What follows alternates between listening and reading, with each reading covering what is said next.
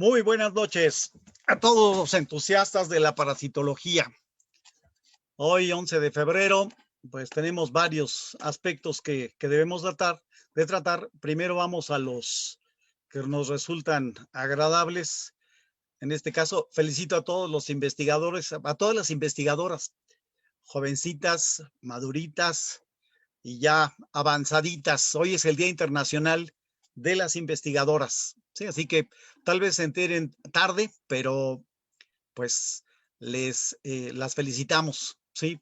Pues en estos tiempos complicados, pues tenemos la fortuna de hacer la transmisión con ustedes, pero pues estoy seguro en todas las comunidades se han presentado situaciones complicadas y pues en esta noche quiero eh, eh, compartir pues es una mala noticia para nosotros, sí. El pasado 3 de febrero, la doctora Mineko Shibayama Salas, una excelente amiga, una compañera, expresidenta de la Sociedad Mexicana de Parasitologías, desafortunadamente falleció a consecuencia del COVID y pues quiero hacer un reconocimiento público de la doctora. Pues ha sido una entusiasta muy importante de la investigación en parasitología, prácticamente le dedicó toda su vida a la parasitología y pues realmente se merece este reconocimiento en razón de que Mineko prácticamente desde antes de iniciar su licenciatura ya atendía a estas cuestiones. Ella realizó su licenciatura en la Escuela de Ciencias Biológicas del Instituto Politécnico Nacional. Posteriormente realizó estudios de maestría y de doctorado enfocados a patología molecular y prácticamente pues se integró al Departamento de Infectómica y Patogénesis Molecular del Centro de Investigación y Estudios Avanzados del Instituto Politécnico Nacional, de manera que forma parte de un grupo que es emblemático en diferentes aspectos. Ella particularmente comenzó sus estudios enfocándose justamente a la parte de la amibiasis intestinal, y posteriormente vino ya una situación de impulso de investigación en torno a las amibas de vida libre. Ella sobre todo se enfocó al estudio de Naegleria fowleri, una amiba que causa problemas de meningoencefalitis amibiana primaria, sí, daña gravemente el cerebro. Es bastante espectacular la evolución de esta enfermedad causada por este género, pero también incursionó en la parte de las acantamebas, que es otro de los géneros de amibas productoras de meningitis. En el caso de Mineko, pues tuvo la oportunidad de formar a toda una serie de personas a nivel de doctorado, a nivel de maestría, en tesis, a nivel de licenciatura, y en su trayectoria genera una serie de investigaciones bastante importantes en su campo y participó de forma muy activa con temas asociados a la amibiasis, a los problemas de hígado, los problemas de tumores a nivel también hepático, a nivel de congresos internacionales y a nivel de congresos nacionales. Como les decía, la doctora Mineko fue la presidenta de nuestra Sociedad Mexicana de Parasitología, y junto con ella tuvimos la oportunidad de organizar el congreso por ahí de 2009 en la ciudad de Aguascalientes. Sí, fue toda una experiencia para ella enfrentar la organización del congreso.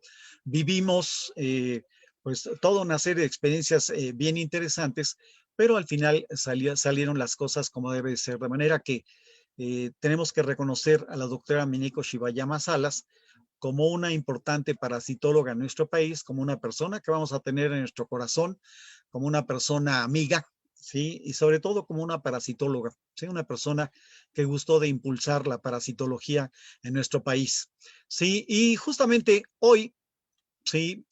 Y es bien interesante esta cuestión, habíamos prometido desarrollar una plática justamente sobre amibas de vida libre, que también se conocen como amibas anfizoicas, ¿sí? Son organismos súper especiales Y de hecho, nuestra ponente del día de hoy se formó en los laboratorios de Simvestab también, desarrollando investigaciones en torno a las amibas anfizoicas también.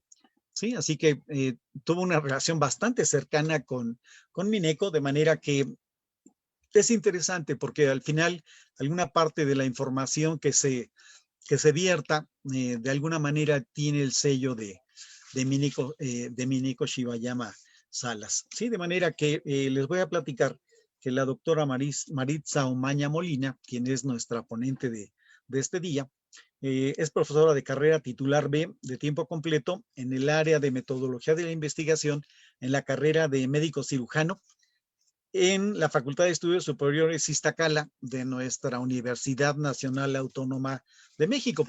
Sí, hace un momento platicaba con ella. Ella pertenece a la segunda generación de licenciatura en biología de la Facultad de Estudios Superiores Iztacala. De hecho, le tocó vivir una experiencia muy singular, porque en ese momento, o sea, el momento de la segunda generación, para la gente de Iztacala, Iztacala era prácticamente un pueblo, era una dependencia descentralizada de la universidad, en la que quedaba lejos, que quedaba, digamos que aislada, y el primer sacrificio que tenían que hacer los estudiantes era llegar a ese lugar. La gran mayoría no conocía este lugar y le tocó vivir experiencias de adaptación a su plan de estudios, a sus profesores, que la mayoría eran nuevos, y desarrollar una personalidad en su formación de licenciatura. De hecho, platicábamos también con ella. La doctora estudió una maestría en microbiología aquí en mi Facultad de Estudios Superiores Cuautitlán, de manera que también tiene una parte del sello de Cuautitlán, y después complementó sus estudios en el Departamento de Infectómica y Patología Molecular justamente del Centro de Investigación y Estudios Avanzados del Instituto Politécnico Nacional.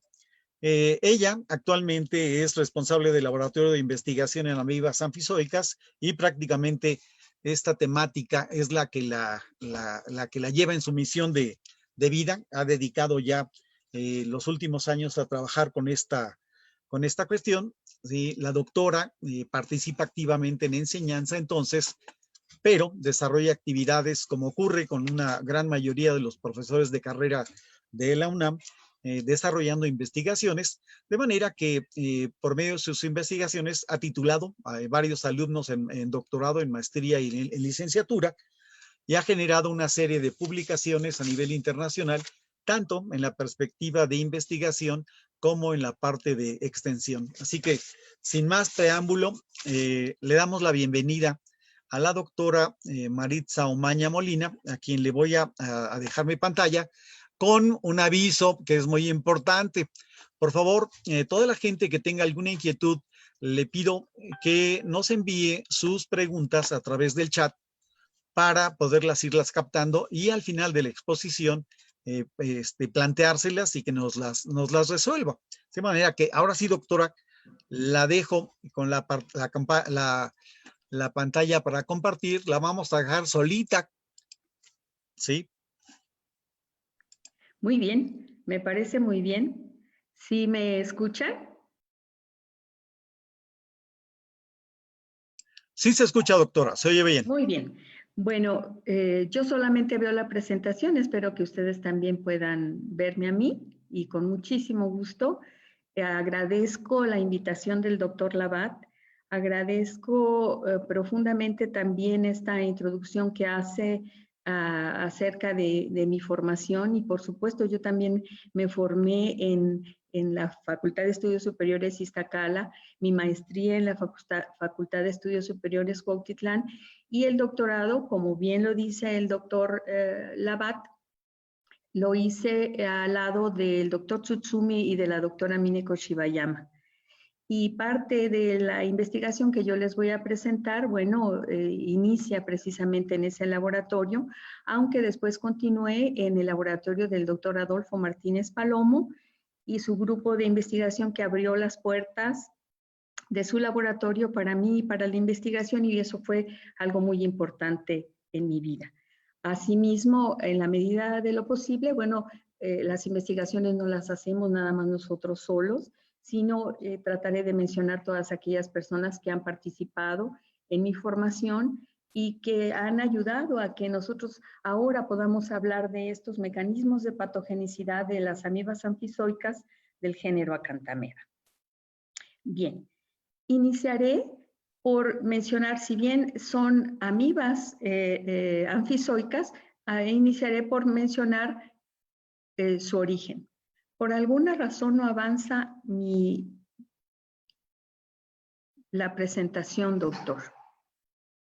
¿Pudiera ser que inicie nuevamente la presentación? Sí, a ver. Sí, a ver qué sucede, vamos a ver. Porque a lo mejor se pasmó un poquito por el tiempo que se quedó, sí. Supongo que pudo A haber ver. sido eso. ¿Ya Ustedes me apareció? dicen si Ya se ve, aparece. sí se ve, doctora. ¿Sí se ve? Sí Muy se bien. ve. A ver, intente avanzarla. Habíamos hecho, Ya, perdón. ya quedó. Sí, está bien. Muy bien, perfecto. Una disculpa. Bueno, yo les hablé como título que mencionaría a las amibas anfizoicas del género Acanthameba. Pero me parece importante que antes de hablar directamente en el tema, pudiera hablarles de la importancia de las amibas de vida libre. ¿Quiénes son las amibas de vida libre? Es un grupo de protozoos, es decir, organismos unicelulares, ampliamente distribuidos en diversos ambientes, tanto acuáticos como terrestres y aéreos, los cuales utilizan como un medio de dispersión. Dentro del grupo inmenso de las amibas de vida libre tenemos algunas que son de importancia también clínica. Como organismos de vida libre, fíjense ustedes que juegan un papel muy relevante en el control de poblaciones bacterianas. Así es. Por ejemplo, cuando se encuentran en la rizósfera, se ha determinado que aproximadamente el 50% de la biomasa bacteriana la controlan las amibas. Y no solo eso, van a retribuir, una vez que se alimentan por fagocitosis, retribuyen al medio en el que se encuentran, enriqueciéndolo con fósforo y con nitrógeno, por ejemplo, de manera que podemos decir y afirmar que las amibas de vida libre son un grupo muy importante que inician las cadenas tróficas. Como decía, son muy abundantes y en su momento les hablaré en particular sobre Acanthameba, en dónde se encuentran. Pero bueno, de todos los géneros y de las amibas de vida libre, que se piensa que son 17,000 géneros que componen a ese gran grupo, algunas de ellas las podemos, o inicialmente se llamaban como amibas de vida libre patógenas. Qué contradicción, ¿no? Si estamos diciendo que son de vida libre, ¿cómo es que son patógenas? Miren, no, al inicio del siglo pasado, en realidad solamente algunos curiosos investigadores las observaban al microscopio. No es sino hasta los hallazgos de Culbertson al finales de los 50, que al hacer pruebas de seguridad de la vacuna de la polio, encuentra que sus cultivos celulares, en donde había colocado a la bacteria inactivada, observa que hay un daño celular llamado daño citopático. Al analizar las cajas y después inocularlas vía intranasal e intratecal, es decir, intracerebral, en animales de experimentación, monos y ratones, con sorpresa se dan cuenta que estos mueren en unos pocos días por una meningoencefalitis. Al hacer un análisis histológico de los tejidos de estos animales de experimentación y de los cultivos mismos, se dan cuenta que la presencia de una amiba. En ese momento encuentran Acanthameba. Y más adelante, Culbertson, la mayor relevancia de su trabajo es que en ese momento sugiere la posibilidad de una infección en seres humanos sanos y que pudiesen entrar por vía intranasal, lo cual sucede al iniciar la década de los años 60. en donde, con sorpresa en Australia, se encuentra a una amiba que inicialmente se consideró que era Acanthamoeba, pero después se identificó como Naegleria fowleri, una amiba capaz de provocar una infección aguda, prácticamente fulminante, y de todas las amibas que conforman el género Naegleria, solamente Naegleria fowleri es el agente causal de esta patología. Eso fue en los años 60. En los años 70 comienza a asociarse a amibas del género Acanthamoeba con infecciones. Inicialmente con infecciones en la córnea, en el ojo. Y aquí he de decirle que es el único género de estas amibas que estamos estudiando que tiene varios representantes, varias especies que son agentes etiológicos de patologías. Y bueno, más adelante, en los 90, también se asoció a una sola especie del género Balamutia, Balamutia mandrillaris, como agente causal de infecciones en el humano. Y solamente una especie del género Sapinia y un solo caso se ha reportado al iniciar digamos que en un 20 años hacia acá, es que en 2001 más o menos es que se hace el primer reporte y el único reporte de estos organismos. Pero entonces estamos hablando de amibas de vida libre y además patógenas. Bueno, les voy a mostrar quiénes son. Naegleria fowleri. Naegleria fowleri es la única de este grupo de amibas que estamos estudiando que presenta una fase compuesta por el trofozoito, que es la fase vegetativa, la fase que se alimenta, con una longitud promedio de 15 a 30 micras, que presenta, miren, lobópodos amplios que pueden observar en esta micrografía por microscopía electrónica de barrido. Están emitiendo estos lobópodos amplios y tiene pseudópodos anteriores eruptivos que pueden emitirlos y de manera abrupta. Presenta una velocidad y ustedes dirán, bueno, ¿cómo hasta se han puesto a evaluar la velocidad de estas amibas? Si nosotros conocemos cómo es la biología de estos organismos, tal vez pudiéramos encontrar la manera de atacarlas cuando se convierten en nuestros enemigos. Tienen una velocidad promedio de 1 micra por segundo. Son veloces. Cuando las condiciones no son las adecuadas o se colocan en el laboratorio en solución salina, vemos que tienen una fase flagelar. De este grupo es la única amiba que tiene una fase flagelar que es transitoria y se desconoce si participa o no durante la invasión en infección en sistema nervioso central. Miren, cuando estas amibas, en general los protozoos, las condiciones para poder subsistir como trofozoito, como les mostré en el panel de la izquierda, no son las adecuadas, entonces se enquistan, reducen su tamaño y en el caso de Naegleria fowleri encontramos una doble pared que presenta poros. También podrían decir, ¿de qué me sirve saber que tienen poros? Esto me permite diferenciarla con respecto a otras especies del mismo género. Tienen un diámetro promedio entre 7 a 15 micras y de manera importante, como provocan una infección fulminante, casi nunca o nunca se han visto quistes en cerebro de pacientes. Entonces, como les decía, todos los protozoos tienen una anafase de trofozoito, fase vegetativa, que es la que se replica, y cuando las condiciones no son las adecuadas, entonces enquistan. Bueno, esta es Naegleria fowleri. Acanthamoeba, y anoto Acanthamoeba spp porque con ello estoy representando a las diversas especies del género Acanthamoeba relacionadas con patologías. Miren ustedes, estas amibas presentan una longitud promedio de 15 a 40 micras. Vean su forma ameboidea clásica. Tiene movimientos más lentos que Naegleria de 0.3 a 0.4 micras por segundo, pero en esta es característica la emisión. Si no se ve aquí con claridad, en otras imágenes se las voy a mostrar. Sigan el cursor y vean cómo emiten estas finas y pequeñas proyecciones a lo largo de todo el cuerpo, ameboideo parecido a espinas, y es precisamente eso a la que le da el nombre al género, de acanthos espina, el género Acanthamoeba. Cuando las condiciones del medio no son las adecuadas, como ya había dicho, estos organismos se enquistan formando una doble pared altamente resistente a condiciones adversas.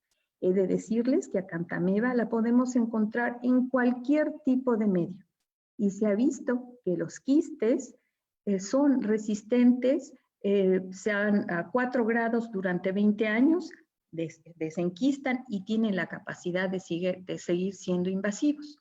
Se ha determinado que la parte interna del quiste, y en otras imágenes les mostraré otros quistes que se ven con mayor claridad, está constituida por celulosa, y eso sería un blanco terapéutico. Su diámetro promedio es de 10 a 25 micrómetros.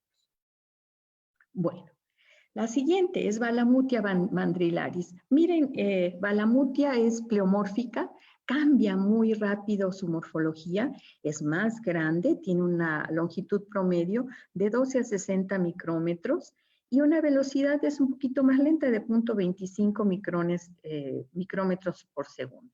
Cuando enquista, lo hace formando una pared de 3 capas que no tiene poros, con un diámetro promedio de 10 a 30 micras de diámetro, y ahí en casos de infección en sistema nervioso central sí se han encontrado formas quísticas en el cerebro.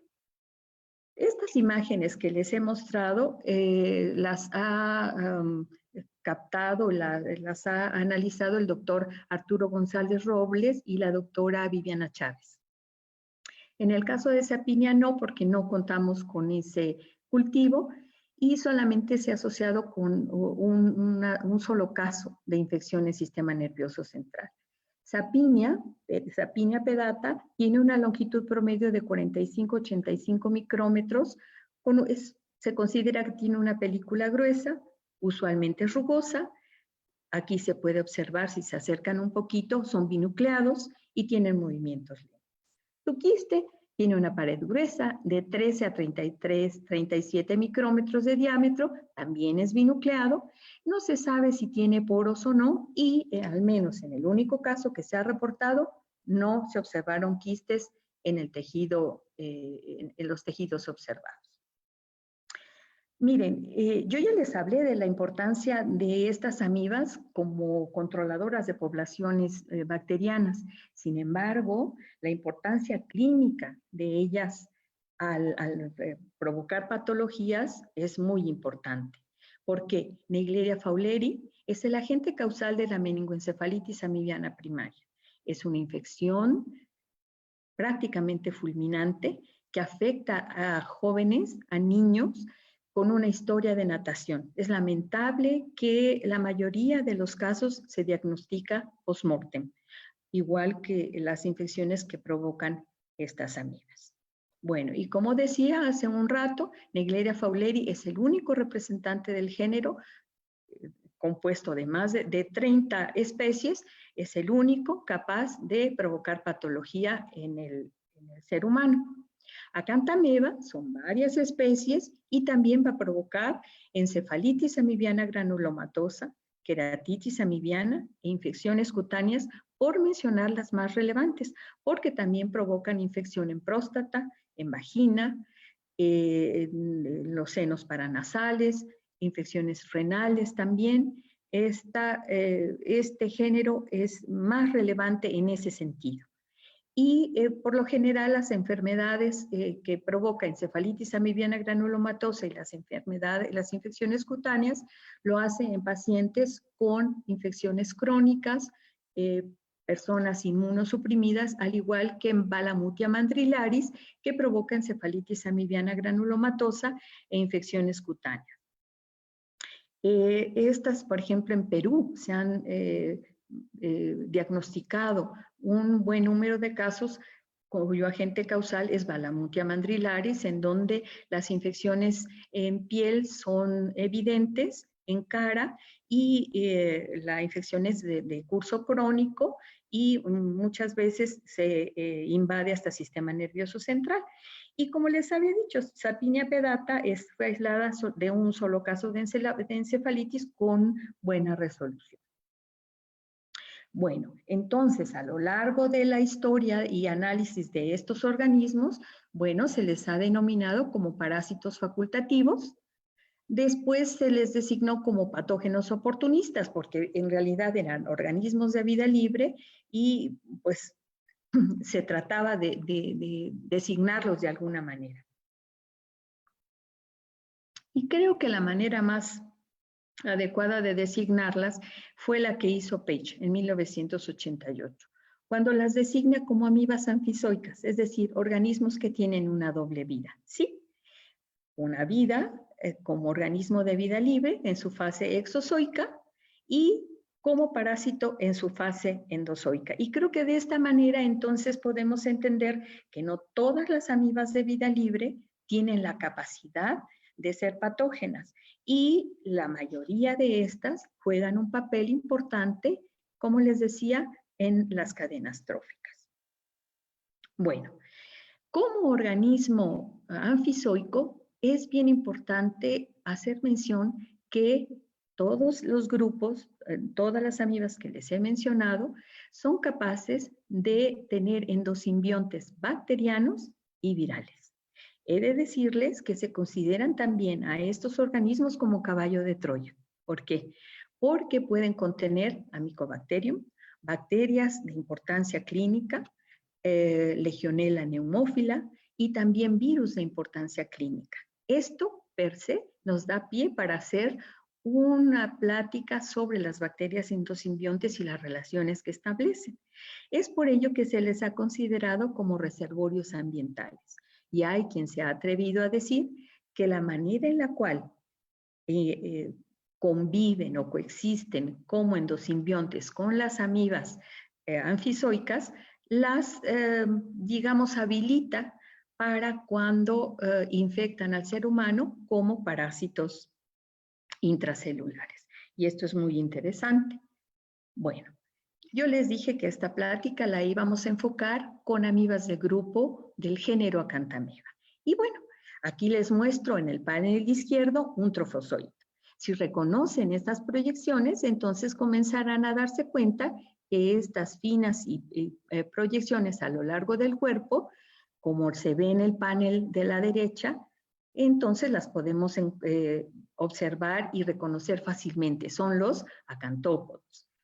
Y miren, en el panel izquierdo, lo regreso, es evidente su núcleo y un nucleolo prominente. Pero también llamó la atención de ustedes para, donde estoy señalando, observar una vacuola. Esta vacuola contráctil que controla el contenido hídrico de los trofozoitos, nos va a servir más adelante cuando yo les muestre algunas, valga la redundancia, muestras clínicas y algunos cortes histológicos. Y miren, también es capaz de producir unos lobópodos amplios y hialíneos que le van a permitir el movimiento. Como les decía, son protozoos que se dividen por fisión binaria y se alimentan fundamentalmente a través de fagocitosis, es decir, emiten bocas fagocíticas y a través de ellas pueden ingerir los alimentos. Las bacterias principalmente, pero también pueden alimentarse de hongos, de algas y material orgánico en general. Bueno, miren, a través de estas imágenes que obtuvo la doctora Viviana Chávez del CIMBESTAB, vemos cómo este trofozoito de Acanthamoeba castellani está en proceso de enquistamiento. En el panel izquierdo podemos ver a un trofozoito que está acumulando vacuolas de enquistamiento.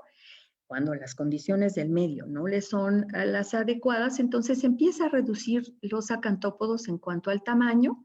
Finalmente pasan las horas o los días y comienza a redondearse. Si se van dando cuenta, si me siguen en el panel 3, ya el quiste se comienza a formar, un quiste maduro, y en el panel 4 podemos ver incluso que hasta se observan algunos poros. Bueno, con mayor detalle los vamos a observar.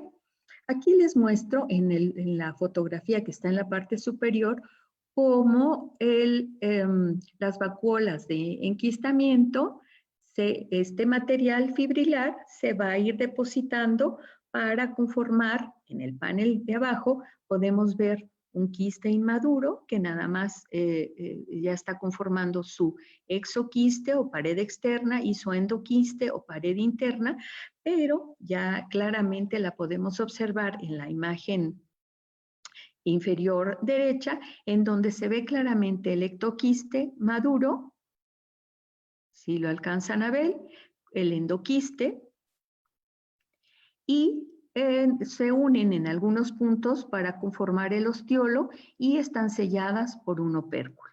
He de decirles que inicialmente la identificación morfológica de estos organismos se hacía basada de acuerdo a la manera en la que estaba conformado tanto el endoquiste, está aquí, o el exoquiste. Y se ven formas estrelladas, unas formas muy bonitas que nos permite diferenciarlas, al menos a grosso modo. Miren qué sucede. Cuando las condiciones del medio son las adecuadas, en esta zona donde está el opérculo es una zona de baja resistencia. Bueno, ¿qué sucede? Se comienzan a producir algunos gránulos electrondensos que posiblemente tienen una actividad enzimática, como la ven aquí, que se comienzan a depositar, y si me siguen en la flecha, vemos cómo ese material fibrilar comienza a degradarse.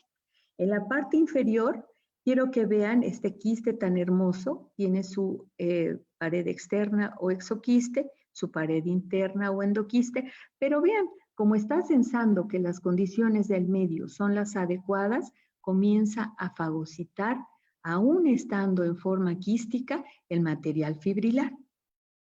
Y síganme por favor en el siguiente panel y vean cómo se forma una pequeña boca fagocítica, perdón, me emocioné, que comienza a fagocitar este material fibrilar, y si lo seguimos en este panel, vemos cómo comienza a degradar el opérculo y finalmente se comienza a ver cómo empieza a emitir un pseudópodo para poder emerger a través de ese quiste, dejando al quiste completamente vacío. Algo semejante también se ha visto con Ehlerichia fowleri, nada más que por el tiempo no se los mostraré, pero es algo muy semejante.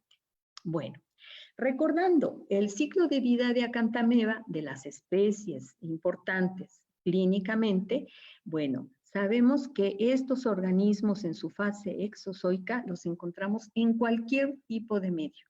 Puedes estar en los polos, en el Ártico, los podemos encontrar en el agua embotellada, en tinas de hidromasaje, en aguas artificiales, en agua que podemos beber en nuestros domicilios, en lavados oculares, en cualquier tipo de medio, créanme que las podemos encontrar. Pero cuando las condiciones así se lo permiten a estas amibas, tanto los quistes como los trofozoitos pueden provocar una infección, como ya decía, en ojo, en personas inmunocompetentes, por lo general usuarias de lentes de contacto, que facilita posiblemente el mal manejo de estos lentes, el mal aseo, facilita el que pueda haber el contacto con los ojos. A través de vías respiratorias altas y bajas pueden entrar e invadir el sistema nervioso central de una forma crónica. Pero también recientemente se ha visto que estas amibas son capaces de invadir úlceras de piel, y cuando hay lesiones y pérdida de continuidad, y no se sabe hasta el momento, o no se sabía, si las lesiones en piel pudieran ser una fase terminal en el caso de pacientes inmunosuprimidos. Entonces, estas tres patologías son las que fundamentalmente se han estudiado, aunque ya les había mencionado que pueden provocar infecciones en vagina, en próstata, en riñón, estas amibas. Básicamente este sería el ciclo de vida de las amibas del género Acanthamoeba. Bueno, nosotros nos hemos dedicado a tratar de explicar y describir los mecanismos de patogenicidad de estas especies, de diferentes especies. Y se los voy a ir platicando a medida que vaya avanzando la plática. ¿Por qué los mecanismos de patogenicidad? Yo necesito conocer a mi enemigo para poder atacarlo. Y estos mecanismos de patogenicidad son las estrategias que tienen estas amibas y cualquier otro organismo que cause algún daño para que pueda invadir, para que pueda provocar daño en el hospedero. Inicialmente se hablaba a grosso modo de que estas amebas tenían la capacidad de adherirse, de migrar y penetrar en el tejido. Se han reconocido que hay proteínas de unión amanosa que son las responsables de la adherencia. Y se hablaba de la migración, bueno, posiblemente por los movimientos ameboideos y la penetración al tejido por lo mismo. Inicialmente se hicieron estudios in vitro en donde solamente se evaluaba en cultivos celulares la participación de las proteasas. Se detectaron serinproteasas, cisteinproteasas y metaloproteasas y con ello se hacía conjetura de que estas amibas tenían esta estrategia independiente de contacto para poder provocar una lisis, una lesión a los tejidos que invadían. Y bueno, así se mencionaba dentro de los mecanismos de patogenicidad y en el caso particular de la córnea, que lo describían y todavía lo llegan a describir así, como mencionaban que las amibas eran capaces de adherirse a la superficie del epitelio corneal y provocar verdaderas bombas, provocaban un verdadero estallido del tejido y de esa manera entonces provocaban el daño. En ese sentido, se argumentaba que estas amibas solamente iban a invadir aquellos tejidos que tenían alguna lesión. Y lo que nosotros hicimos durante la tesis doctoral, esta tesis la realicé bajo la dirección de la doctora Mineko Shibayama, en donde utilizando el modelo de Mesocritesetus auratus, hámster dorado de Siria, es que nosotros nos dimos a la tarea de hacer un estudio ex vivo con la córnea del hámster y posteriormente lo comprobamos y lo hicimos con córnea humana. Bueno, aquí les muestro un globo ocular y les refiero que cuando las amibas invaden la córnea en usuarios de lentes de contacto fundamentalmente, van a invadir solamente esta región. Espero que estén siguiendo el cursor. Y al agrandarlo, miren, aquí hicimos un corte de este tejido que es cristalino, pero podemos observar en este corte semifino teñido con azul de toluidina cómo mostramos las diferentes capas de la córnea. Podemos ver en la parte más superior el epitelio, las células más superficiales, seguidas de las células aladas porque pareciera que tienen alas y una capa de células basales. Y entonces, esta es una córnea control y todas estas subyacen en un estroma, el estroma corneal. Nosotros, ese estudio, como les digo, lo hicimos ex vivo y pudimos demostrar en tiempos tempranos en córneas intactas que eran capaces de hacer las amibas. Nosotros demostramos, si se fijan en el panel A, podemos ver un trofozoito que está emitiendo sus acantópodos. Creo que se puede ver. Y el epitelio corneal, si se acercan un poco a los monitores, pueden ver donde estoy señalando la separación entre una célula epitelial y otra. Aquí podemos verlo también. Es un tejido intacto. Y estamos demostrando que los trofozoitos son capaces de adherirse a un epitelio intacto. Pero en tiempos tempranos de interacción, ¿qué sucede? Miren, esto es la separación entre una célula epitelial y otra. ¿Por dónde están penetrando los trofozoitos? Precisamente buscan, migran hacia esas uniones celulares y comienzan a penetrar por ellas. Fíjense en el panel C como un trofozoito prácticamente está penetrando esa primer capa del epitelio. Aquí tenemos otro. Cuando son bastantes los trofozoitos, entonces, ¿qué es lo que sucede? Comienza a perderse la arquitectura del epitelio corneal. Aquí tenemos diversos trofozoitos. Y en ocasiones vemos cómo se queda el espacio marcado por una célula epitelial que ha sido desprendida por los trofozoitos. Esto visto por microscopía electrónica de barrido. Bueno, más adelante, con la colaboración y el apoyo de mi gran maestro, el doctor Arturo González Robles, y el apoyo de Lisbeth Salazar, que sin ellos yo creo que no pudiéramos estar mostrando estas imágenes tan bonitas. Bueno, se pudo demostrar cómo estas amibas penetran una cepa, un aislado altamente virulento, cómo es capaz de penetrar en un tiempo récord de 12 horas, había llegado hasta el estroma. Y recuerdan que yo les dije que nos fijáramos bien en estas vacuolas, miren cómo se observan aquí.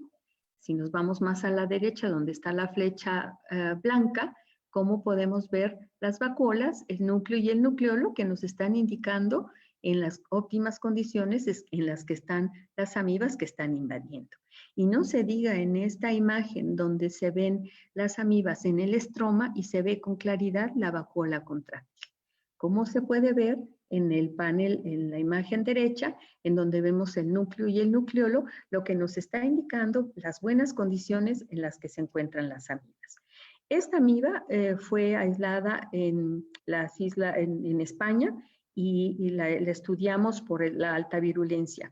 Pero las amibas que les muestro en el panel de la izquierda, las aislamos en el hospital para evitar la ceguera en México y con el apoyo incondicional de la química Banzini, con la cual hemos trabajado todo el tiempo.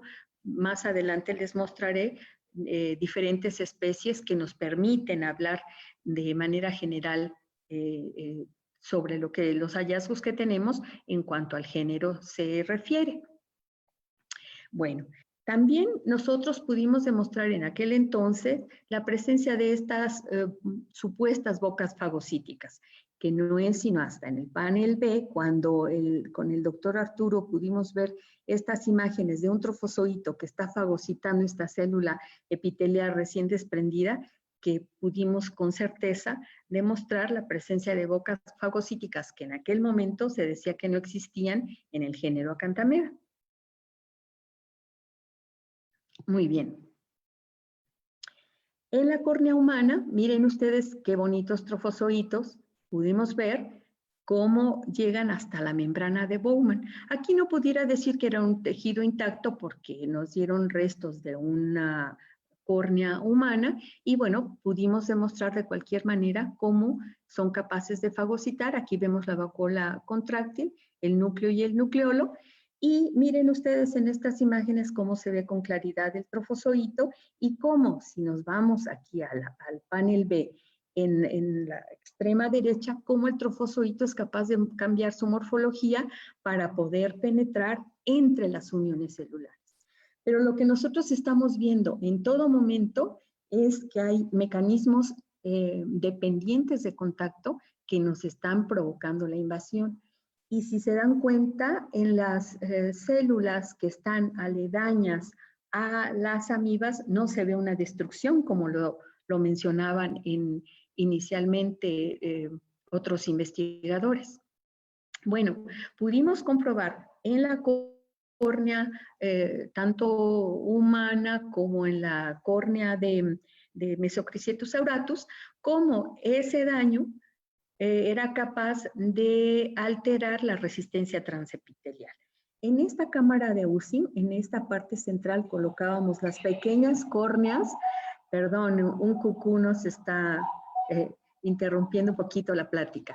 La córnea de hámster se colocaba en estas dos semicámaras y bueno, se evaluaba la diferencia de potencial medida en milivolts y la corriente de cortocircuito medida en microamperes, suficiente para contrarrestar esta migración de iones de un lado a otro y obteníamos con ello la resistencia transepitelial.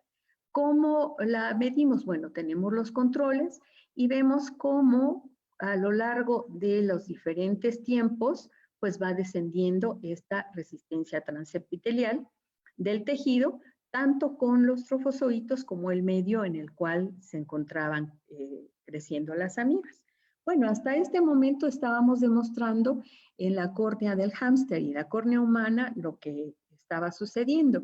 Pero miren, también nosotros con el uso de células MDSK, células de riñón de perro, Madin Darby Canine Kidney, el doctor Arturo también, miren cómo demuestra la adherencia de estas amibas y demostramos no solo con una especie, sino con diferentes especies que nos ha proporcionado la química Avanzini, cómo estas amibas son capaces de adherirse. Miren cómo en el panel A observamos esa adherencia tan importante, seguramente con proteínas de unión amanosa, y cómo tienen avidez.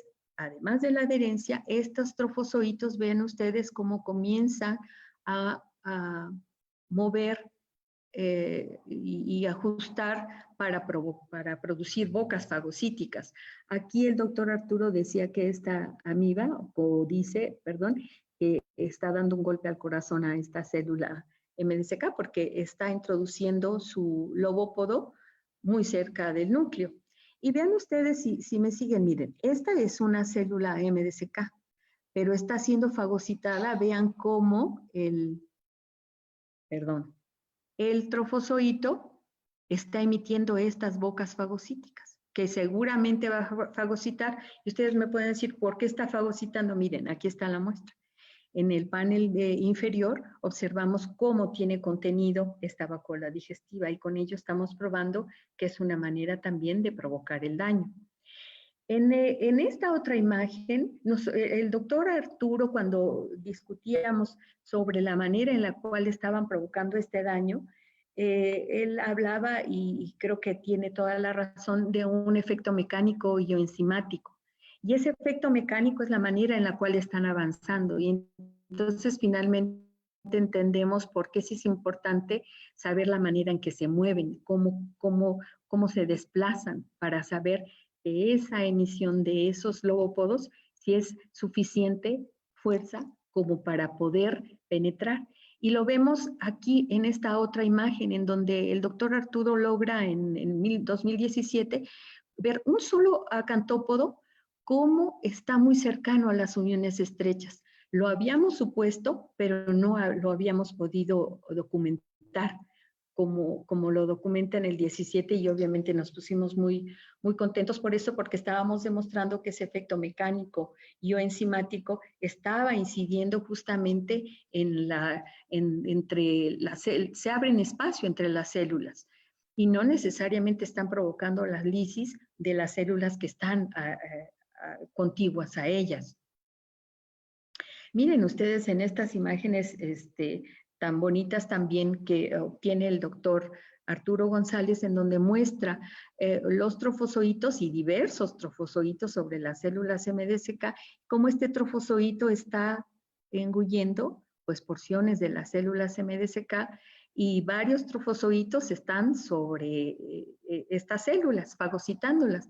Miren, llamo su atención en esta parte, cómo se está formando una boca fagocítica verdaderamente amplia y se observa cómo esa monocapa de células que estuvo en su momento bien organizados, pues ha dejado de estarlo.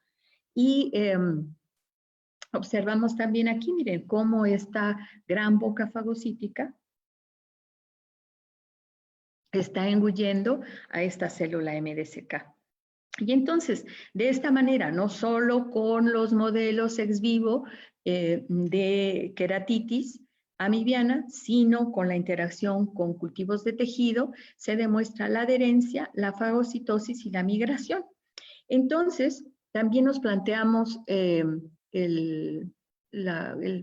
nos hicimos el cuestionamiento si estas amibas eran capaces también de provocar a través de la implementación de un modelo in vivo de encefalitis amibiana granulomatosa, porque sabemos que también es muy relevante esta patología, entonces sí eran capaces de provocar una invasión de manera semejante. Bueno, utilizamos cultivos de Acanthamoeba culbersoni y Acanthamoeba castellani, aislados de casos de queratitis amibiana y, como les digo, donados muy amablemente por la Química Avanzini, con la cual hemos trabajado por muchos años de una manera muy sincrónica y muy armoniosa, que nos ha permitido poder hacer diagnósticos tempranos y hacer y dar un vistazo general de lo que está sucediendo con estas amigas. Bueno, lo primero que es importante mencionar es que es importante reactivar la virulencia. ¿Por qué? Porque si las tenemos en cultivo ya por algún tiempo, a estas amibas les encantan las bacterias y entonces en el laboratorio las cultivamos con bacterias o en un cultivo axénico. Es importante pasarlas en ratón. Al decir pasarlas, bueno, es inocularlas en ratoncitos vía intranasal para aumentar su virulencia. Pero nosotros, siguiendo las instrucciones de Culberson en su momento, indujimos la infección en sistema nervioso central para provocar encefalitis amibiana granulomatosa. Y se hizo una secuencia de sacrificio de 24, 48, 72 y 96 horas, al final de las cuales se fijaron por perfusión los tejidos. Bueno, pero también quiero decirles, y de manera muy breve, que se hicieron cortes histológicos y también se implementó la técnica inmunohistoquímica. ¿Para qué la hacemos? Bueno, la hacemos para que cuando yo les muestre estas amibas en color café, con certeza podamos decir que en efecto son amibas y son las amibas de las cuales nosotros inoculamos. ¿Qué hicimos? Bueno, siguiendo la técnica inmunohistoquímica, primero obtuvimos anticuerpos policlonales de conejo, anti-Culbersoni y anti-Acanthamoeba castellani. Utilizamos un anticuerpo secundario y, bueno, siguiendo la técnica, podemos marcar, es como si yo pusiera un marcaje las amibas que voy a buscar. En este caso, por morfología, me ayuda muchísimo, pero también con certeza la técnica inmunohistoquímica que nos va a permitir describir los eventos morfológicos tempranos que se observaron durante la invasión de Acanthamoeba castellani y Acanthamoeba culbersoni a nivel del meato olfatorio y de los tejidos cerebral, pulmonar, renal, hepático y esplénico. ¿Qué observamos? Miren ustedes, después de 24 horas post-inoculación, cómo los trofozoitos están adheridos al epitelio respiratorio. Y cómo en el panel B vemos que hay una ruptura de ese epitelio y nos recuerda lo que observamos en la córnea. Y vemos cómo se van abriendo espacio precisamente hacen un rompimiento paracelular y si se fijan en el panel D, esta imagen recuerda mucho a lo que yo ya les mostré en la córnea, lo cual nos está diciendo que es un mecanismo que puede extrapolarse no solo a la córnea, sino a la invasión del epitelio respiratorio. Aquí los encontramos en el estroma, también un quiste, y pudimos observar también amibas en vasos sanguíneos, lo que nos está indicando una invasión por vía hematógena. Bueno, a las 24 horas podemos observar cómo están los trofozoitos en el tejido alveolar, están rodeados por macrófagos, pero miren cómo llamó su atención el trofozoito, pareciera ser que está entre dos células de manera semejante a lo que vimos en la córnea. En el siguiente panel vemos cómo se encuentran en vaso, incluso también un quiste, pero a las 72 horas vean cómo están en la membrana basal del túbulo proximal en el riñón. Y lo hacen de una manera muy semejante como lo que les estoy mostrando. Llama la atención que en estos tiempos y en estas zonas no hay inflamación. Igual como lo que mostramos en las imágenes anteriores, no se observa inflamación. Aquí los tenemos en tejido hepático. Y eso nos llamó la atención si hay algún mecanismo, que lo desconocemos hasta ahorita, de evasión de la respuesta inmune, porque en las etapas tempranas no observamos inflamación. Bien, en la siguiente imagen, bueno, yo les había dicho que la infección en sistema nervioso central, la encefalitis amibiana granulomatosa, bueno, eran susceptibles de infectarse también personas con infecciones crónicas, como los diabéticos. Se pudo demostrar cómo en un ratón diabético, al cual se le indujo la diabetes, la invasión es más rápida y avanza a mayor profundidad las amibas. Pero lo relevante de ese estudio fue que Acanthameba pulversoni se pudo observar precisamente 24 horas post-inoculación intranasal. Estos trofozoitos se observaron en los paquetes del nervio olfatorio, en bulbo olfatorio, en contacto con las células del Schwann, que son células del sistema nervioso periférico, y aparentemente sin daño citológico. Bueno, en los estudios que les he mostrado, pido una disculpa, no he mencionado a los alumnos que han hecho posible los trabajos, pero Ulises, Raquel, al final los mencionaré. Bueno, en este sentido, Ismael Castellán, en su tesis de maestría, demuestra al hacer una interacción in vitro, y bueno, estas imágenes las tomó también la doctora Viviana Chávez y con apoyo de Lisbeth Salazar, vemos cómo estas amibas, al estar en contacto con las células de Schwann, bueno, forman numerosas bocas fagocíticas, y cómo, tal vez viéndolo con un poco de detalle, la imagen D que estoy mostrando aquí es una ampliación de la anterior, y vemos cómo se forman canales a través de los cuales se está fagocitando y se está alimentando la amiba, lo cual no había sido reportado así como tal, se había visto en otros protozoos. Pero vean ustedes cómo por microscopía electrónica de barrido, este trofozoito comienza a emitir pequeñas bocas fagocíticas, como se ve en la parte superior o en la parte inferior, y que están en contacto íntimo con las células de Schwann, a las cuales está alterando totalmente su arquitectura. Posiblemente está fagocitando por piezas. Bueno, en este trabajo fue posible demostrar en el panel A y en el panel B, en el B, cómo hay una edematización del aparato de Golgi, lo que sugiere una muerte de la célula de Schwann por necrosis. Pero lo relevante del trabajo que encontró Ismael en el panel C y en el D es que se encuentran gránulos de lipofuscina. ¿Qué son?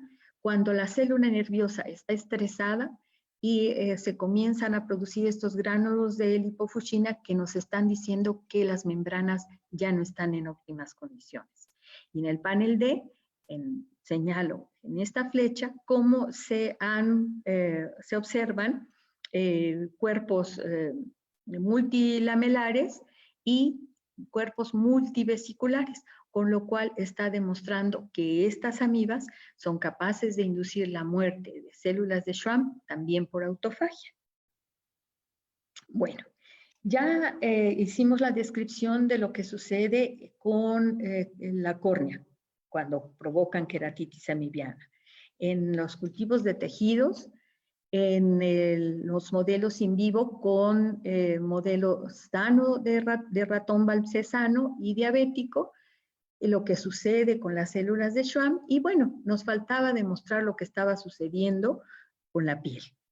Fíjense que en este modelo, Mariana Hernández Jasso, y en colaboración con investigadores de la FES Iztacala, el doctor Ávila, y el apoyo también de Isis, se me fue ahorita su apellido, se hace una irradiación crónica en ratones desnudos, en donde se induce un carcinoma de células escamosas.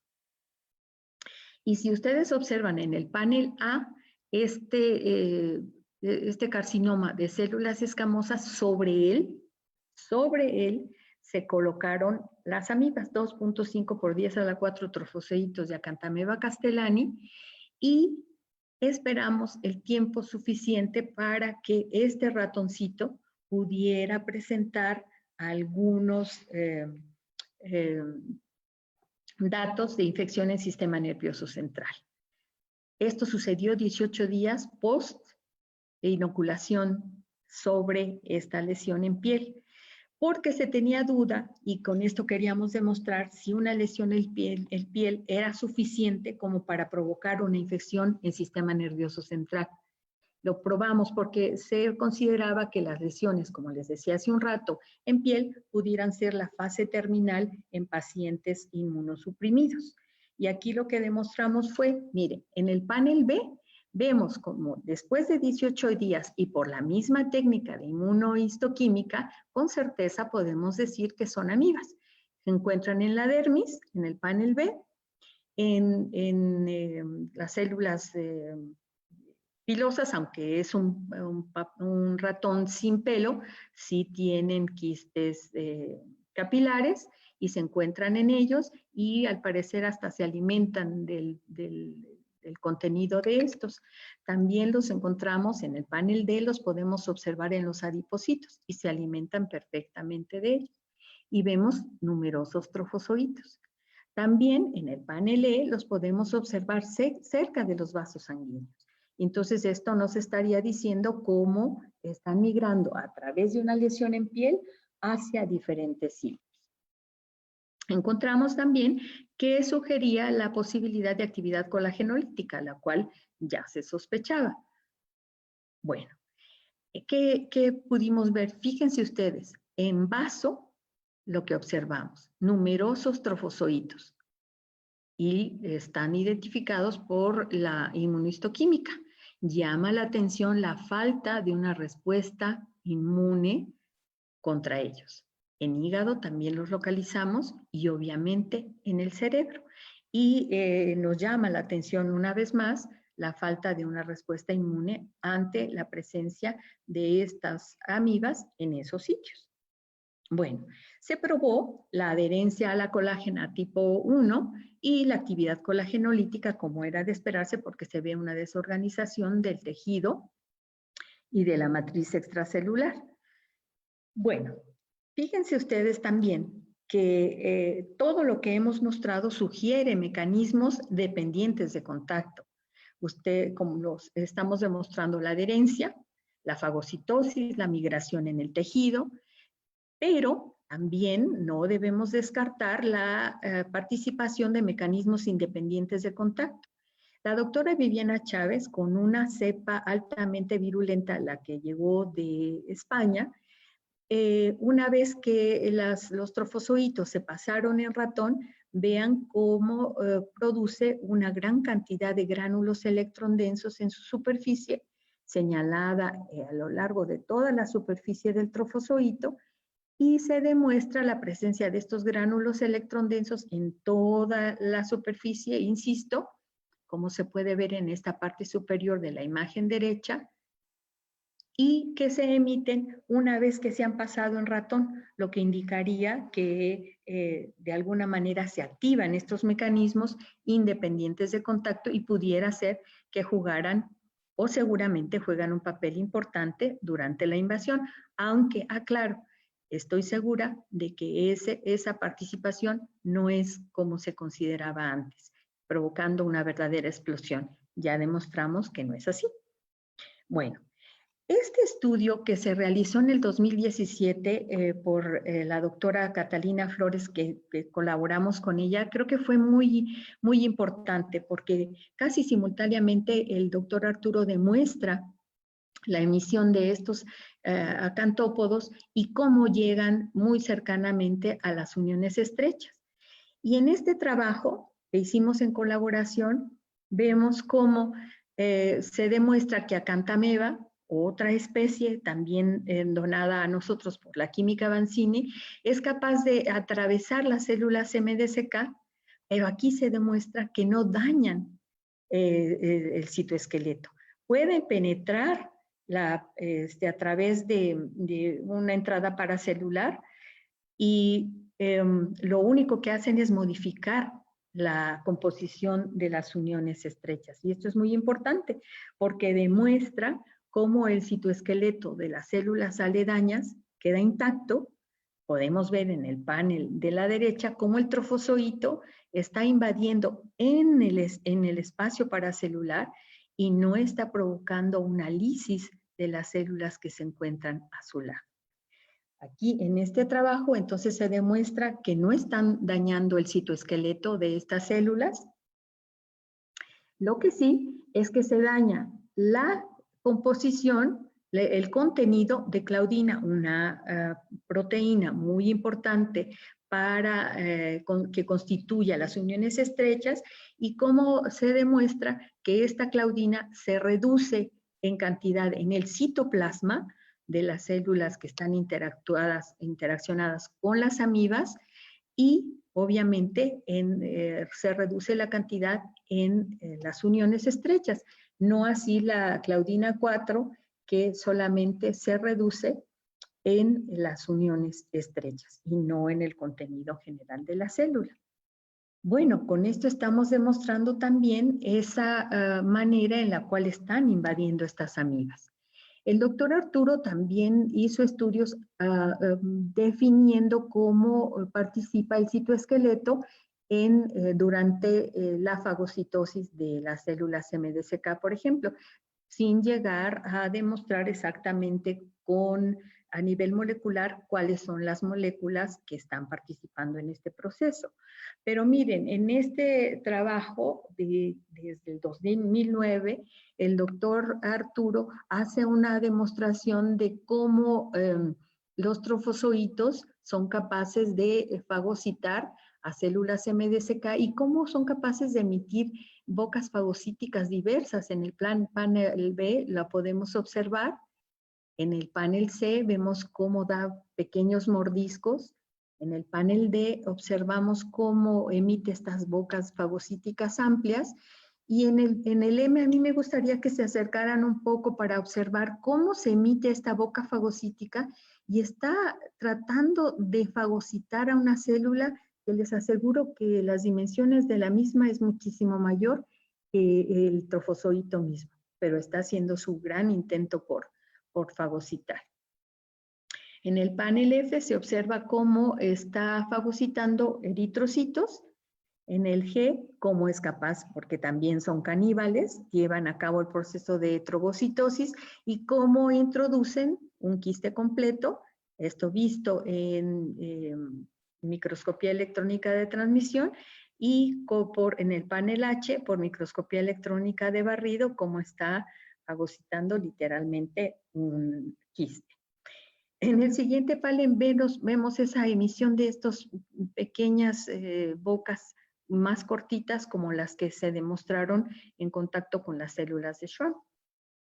Y bueno, se demuestra el papel tan relevante que tiene la fagocitosis como mecanismo dependiente de contacto. Bueno, ustedes se preguntarán, bueno, pues sí, todos los estudios que se han hecho hasta el momento son ex vivo, in vivo, y no está participando en ningún momento, por ejemplo, la lágrima, en el caso de la infección en córnea. Es por ello que nos dimos a la tarea, y solamente mostraré algunos resultados que se trabajaron con la doctora Viviana Chávez y Celia, alumna de licenciatura de la carrera de optometría, en donde fíjense ustedes que se evaluó el efecto de la taurina. La taurina está presente en altas concentraciones en la película lagrimal y se piensa que tiene un papel importante inhibiendo la adherencia de algunos parásitos.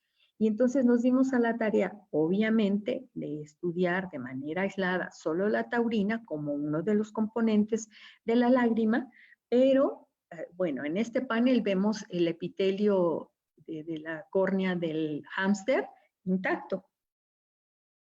Y en el grupo control, como era de esperarse, vemos a las amibas adheridas. Estas no estuvieron en contacto con la taurina, están adheridas, migran hacia las uniones celulares porque ya es algo cotidiano. Tal vez en estas imágenes, en el panel B, se alcanza a ver un poquito aquí en la flecha que están entre las uniones.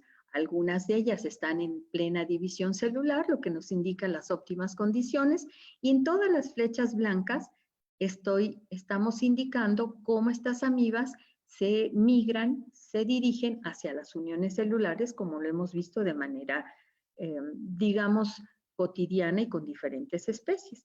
Y cómo se ve que desestabilizan el epitelio en el panel C.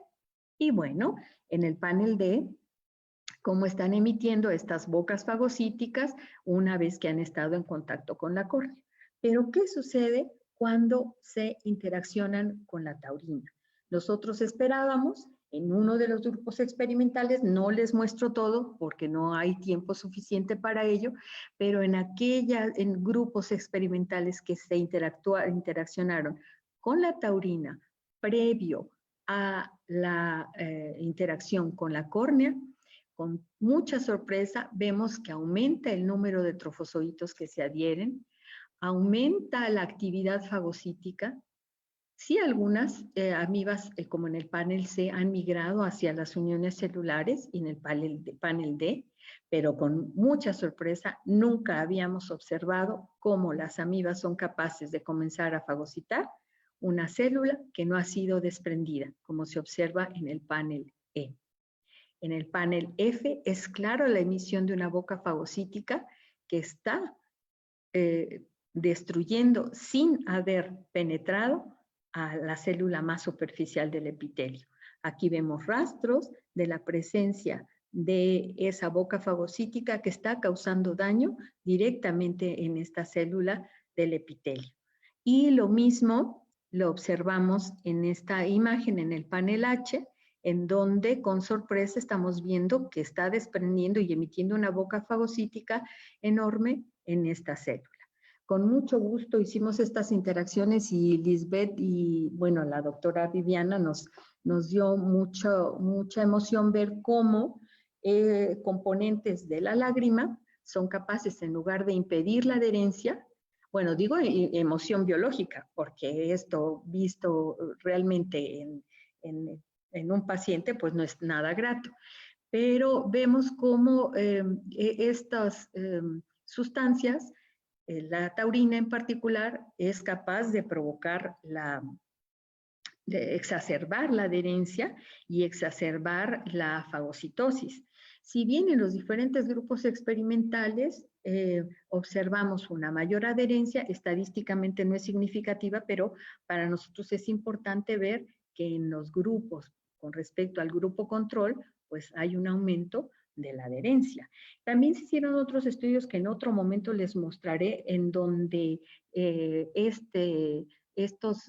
la taurina y otros neurotransmisores son capaces de atraer a los trofozoitos, y entonces eso hablaría como algunas moléculas del mismo hospedero son capaces de tener la actividad quimioatrayente a los diferentes tejidos, y en este caso de la taurina, pues la capacidad también de exacerbar los procesos de adherencia y de fagocitosis, una vez más procesos relacionados con mecanismos dependientes de contacto. Y bueno, ya para terminar, yo les platico que sí nos hemos enfocado más en los mecanismos dependientes de contacto, pero con mucho gusto y humildemente ahora hemos comenzado a aprender del laboratorio de la doctora Patricia Talamas Roana y de la colaboración muy entusiasta de la doctora Beruibón Hernández, como buenos aprendices. Ahora lo que pretendemos es determinar el papel del eje COX prostaglandinas en los mecanismos de patogenicidad de acantameba. Esperemos contar con la presencia de un alumno de postdoc, el doctor Francisco Sierra, en donde él tiene una estrategia para poder inducir la formación de estos gránulos electrondensos que pudieran tener una actividad más fina, y queremos ahora determinar si estos gránulos tienen actividad de tipo ciclooxigenasa y participarían de manera activa en los procesos de invasión precisamente a las uniones entre una célula y otra, como lo han demostrado con otros parásitos como es Entamoeba histolítica y Leishmania.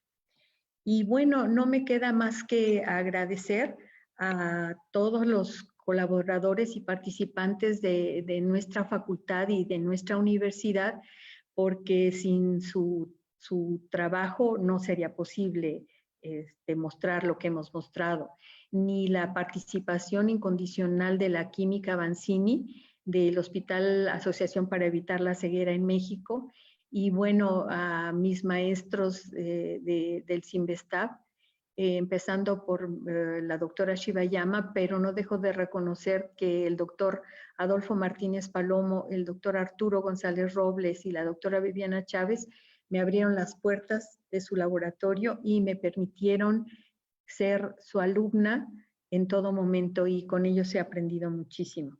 Con Lisbeth Salazar Villatoro fue primero mi alumna, ahora mi gran compañera, y es un ejemplo vivo de que cuando confías en alguien, en algún colaborador, lo puedes hacer con los ojos cerrados, y todos los ensayos que llevamos a cabo los hicimos exitosamente. Ahora agradezco también a la doctora Patricia Talamás, a la doctora Vero Ivón, al doctor Carlos Osorio y a la doctora Teresa, que vamos a incursionar en este nuevo proyecto. Y no menos importante también es la participación del doctor Jacob Lorenzo Morales de la Universidad de La Laguna, con el cual hemos hecho algunos estudios y publicaciones importantes. Y bueno, de nuestra facultad, la lista es un poquito más larga, pero la maestra Dolores Hernández Martínez, maestro en ciencias David Segura, Elizabeth, y todos los estudiantes que han participado. La lista es un poquito más larga, pero a todos ellos agradecemos su trabajo y su colaboración, y hasta el momento podemos de manera satisfactoria haber mostrado esos mecanismos que consideramos que se inclinan más a los mecanismos dependientes de contacto que llevan a cabo estas amibas del género Acanthamoeba. Y bueno, si podemos demostrar más adelante cuál es la participación más fina de aquellos mecanismos independientes de contacto, con mucho gusto se los haremos saber. Agradezco mucho su presencia.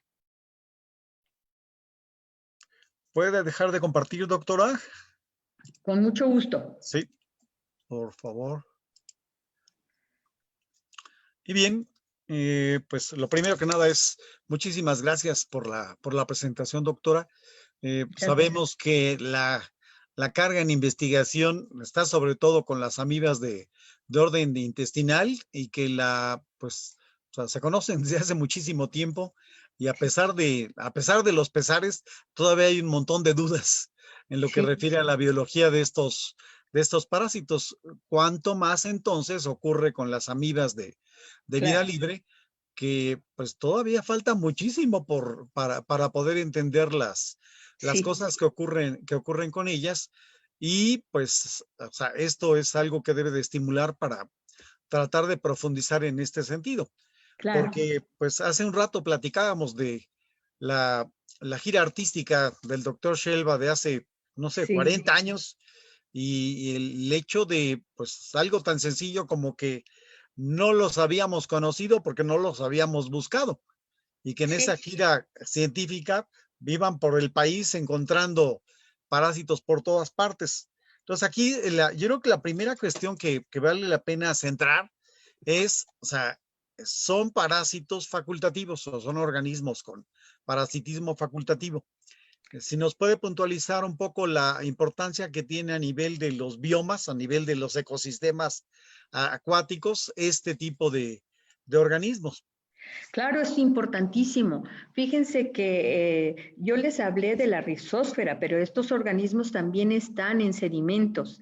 Y en los sedimentos, bueno, van a participar de manera importante en el control biológico de poblaciones bacterianas, de micóticas también, se alimentan también de algas. Y entonces juegan un papel muy relevante como organismos de vida libre. Incluso el doctor Fermín Rivera hizo unos estudios importantes como en aquellas plantas de tratamiento la posibilidad de utilizar estas amibas para el control biológico de las poblaciones bacterianas. Sí, es muy, muy relevante. Muy bien. Si tiene algunos datos porque, o sea, es cierto, la parte clínica, o sea, tal vez algunos tengan más suerte y los detectan si caen los pacientes en el momento adecuado y Sí, en claro. el lugar adecuado, porque una gran parte de estas cosas pasan desapercibidas. Si hay alguna estadística acerca de cómo está la situación, porque yo recuerdo hace algunos años de una especie de brote en Mexicali, en Sí, Baja California, que fue lo que prendió los focos verdes o los focos de alarma con sí. respecto a esto, porque gracias a ello, digamos que se publicitó un tanto la meningoencefalitis amibiana primaria y pues la gente empezó a preocuparse por investigarlas. Claro, en este caso fueron brotes epidémicos. Desafortunadamente los familiares no dieron autorización, la mayoría de ellos, para llevar a cabo autopsias y hacer un diagnóstico definitivo. Lástima, bueno, la plática se enfocó en los mecanismos de patogenicidad, pero cuando hablamos de los datos clínicos, todo el cuadro clínico, a veces no es tan claro. Y a veces el diagnóstico presuntivo se piensa primero en una infección bacteriana, una infección viral, y al final se deja a consideración la participación de las amibas como agente etiológico. Y desafortunadamente más del 90% de los casos se diagnostica post-mortem. Sí. Y muchas veces no es tan fácil también. Ahorita yo les mostré, y para nuestra fortuna pudimos demostrar la presencia de estos trofozoitos, pero si no se hace con técnicas de inmunohistoquímica, no es tan sencillo poder discernir entre un macrófago y una amiba. A veces no es tan fácil.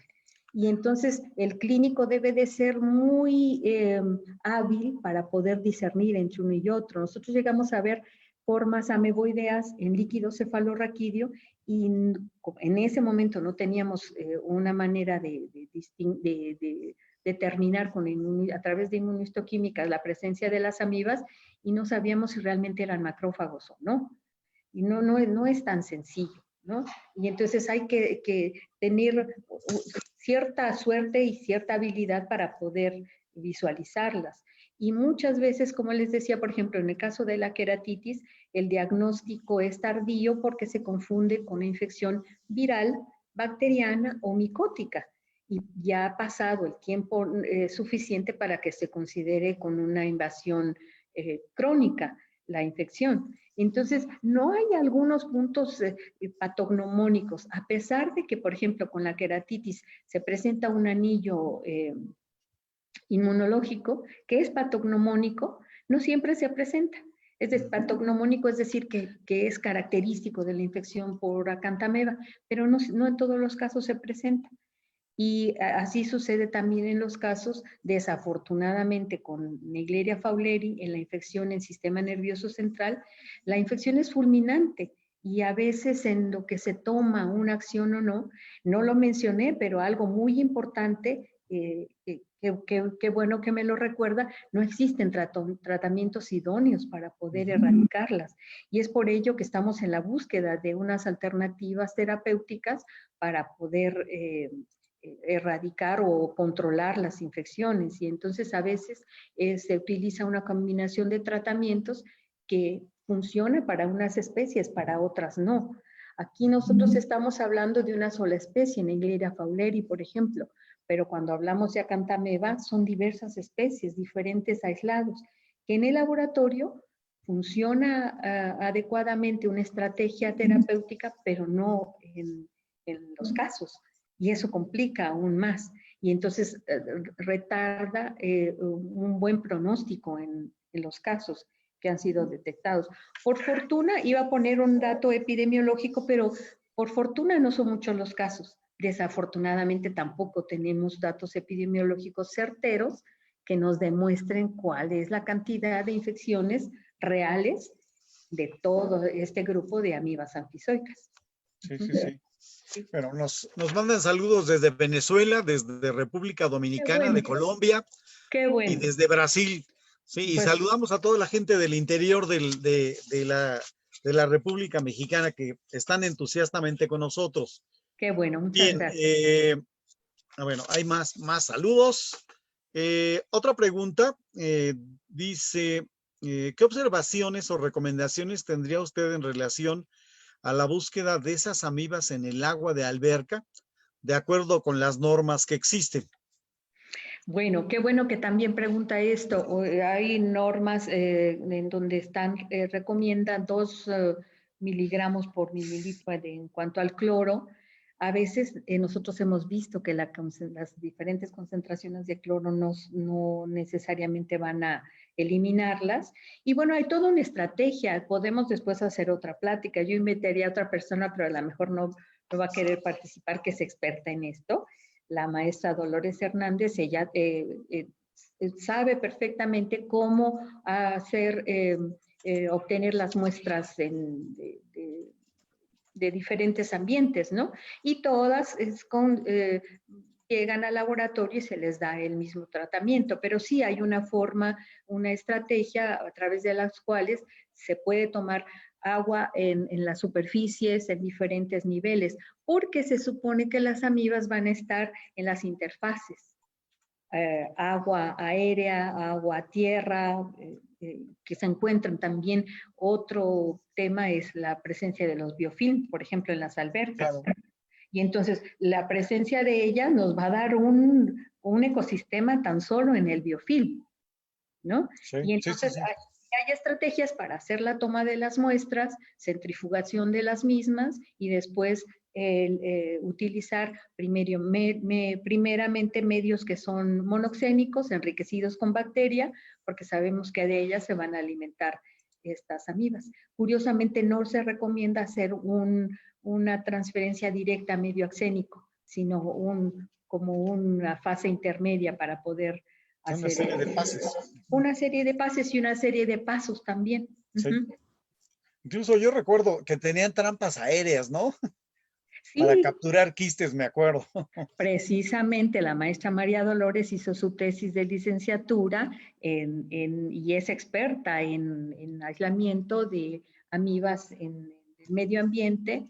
Y claro, le estoy comprometiendo, pero bueno, al menos estoy describiendo un poco lo que ella ha Sí, hecho. porque esa es una de las facetas que es interesante. O sea, Sí, ahorita viene la transición de invierno a primavera, claro. viene el cambio de calor-frío y vienen las tolvaneras. Entonces, Sí, esto es una de esas cosas aterrorizantes en las sí. que nos llueven una gran cantidad de sólidos y entre esos sólidos se mueven los quistes de estas amibas. Así es, porque como yo les decía en un inicio de la plática, el medio de dispersión es precisamente el medio aéreo.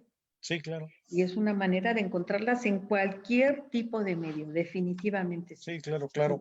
Bueno, tenemos otra pregunta de un entusiasta de la parasitología, mi buen amigo David Velasco. Él Muy nos bien. pregunta que si ya es posible hacer el cultivo de Balamutia mandrilaris. Sí, qué bueno que me lo pregunta, porque en la plática tenemos tanto de qué hablar que a veces omitimos algunos puntos. Sí, exitosamente lo ha hecho el doctor Fernando Lares Villa y su hijo Fernando Lares Jiménez. Sí, por lo general se cultivan precisamente cultivos celulares, pero ya se tiene un cultivo axénico y ellos lo manejan. De hecho, la imagen que ustedes vieron de Balamutia corresponde a un cultivo que nos enviaron ellos de Ciudad Obregón y el doctor González lo trabajó. Sí, sí, recuerdo haberlo conocido en Puebla, en el Congreso cuando hicieron la sesión de amibas de vida libre, que Sí, seguramente usted andaba por ahí también. andábamos por ahí. Bueno, Juan Pablo García dice, y esto es súper interesante, si este tipo de amibas se pueden encontrar en aguas termales o Por si de supuesto, alguna manera esto afecta la supervivencia. por supuesto, y qué bueno que lo preguntan, porque esa es la parte ecológica. La Negleria fauleri la temperatura óptima es de 37 grados hasta 40, un poquito más. Entonces, en aguas termales es muy factible. Bueno, y qué bueno que me hicieron esta pregunta, porque si las encontramos en aguas de zonas de estudio, ¿cómo se llama? De termoeléctricas, imagínense dónde las podemos encontrar. En cualquier tipo de medio las podemos encontrar. Naegleria fowleri es ávida es termotolerante, y Acanthamoeba, aquí tenemos un grupo. Las amibas que fundamentalmente infectan, invaden el sistema nervioso central, su temperatura óptima es de 37 hacia 40 grados. Y las que invaden córnea, la temperatura óptima es de 30. Entonces es muy fácil que las amibas patógenas son termotolerantes. Y sí, en aguas termales es muy fácil encontrarlas. No quiero asustar a nadie, por fortuna los casos son pocos, pero en cualquier lugar donde encontremos aguas termales es muy probable que se encuentren Naegleria fowleri y especies patógenas de Acanthamoeba. Sí, esto lo digo porque pensar en los famosos azufres de Michoacán, que Ahí se encuentran fácilmente. deben ser un caldo de amibas impresionante eso. Es un caldo, y es otro tema, ¿eh? Sí, sí se han encontrado numerosas. Y el concepto de curación que se tiene, de que me voy a revolcar en el lodo, me lo dejo que se me seque y vamos a ver qué ocurre, porque eso es increíble ver a la gente cómo se comporta sí. en este caso. Sí. Hay otra pregunta de Adrián Flores. Dice, incluso cuando se encuentra Naegleria fowleri en cerebros de pacientes post-mortem, ¿no se observan formas quísticas? No, llama la atención de que las formas quísticas, ¿sabe qué sucede? Yo lo que he visto cuando las inoculamos en ratón, es sorprendente ver la manera en la cual prácticamente el cerebro no existe. Y al hacer una impronta, se ven las amibas, Naegleria fowleri incluso cambia su morfología. Se ve muy semejante a Acanthamoeba. Entonces tienen un tejido tan rico del cual se están alimentando que no hay necesidad de enquistarse, lo que no sucede con Acanthamoeba, que es una infección crónica y que a lo largo de muchos meses se presenta o va invadiendo y da la oportunidad de que éstas se enquisten. Al menos la infección es prácticamente fulminante y por eso difícilmente vamos a encontrar quistes. Hay otra pregunta en la que habla sobre si se han detectado casos de esto en animales de compañía. Por supuesto. Qué bueno que también lo mencionas, que Acanthamoeba y las amibas anfizoicas las podemos encontrar en plantas, peces, reptiles, anfibios, aves, mamíferos, en cualquier organismo la podemos encontrar. Hay unos reportes del doctor Jacob Lorenzo Morales en perros, sí, perros de compañía, sí, que han provocado. Lo que no sabemos, porque también debemos de reconocer que no considero que sean tan buenos parásitos, y se habla de la infección en perro, pero no que el perro pueda provocar una infección. Balamutia mandrillaris se aisló por primera vez en un mandril. Y les aseguro que cualquier tipo en caballo, cualquier tipo cualquier mamífero, cualquier organismo, las podemos encontrar. ¿Sería susceptible? Son susceptibles, sí, a ser invadidos, o al menos si en exudados faringios de humanos sanos las encontramos en aguas embotelladas, en aguas minerales, en cualquier lugar que se les ocurra, encuentran Acanthamoeba principalmente. Y el resto también son abundantes, aunque no tanto como Acanthamoeba. Sí, sí, sí. Ahora, aquí hay una pregunta, no tengo el dato de quién la hace, pero hablan de si existe alguna predilección especial por algún género bacteriano. Muy bien.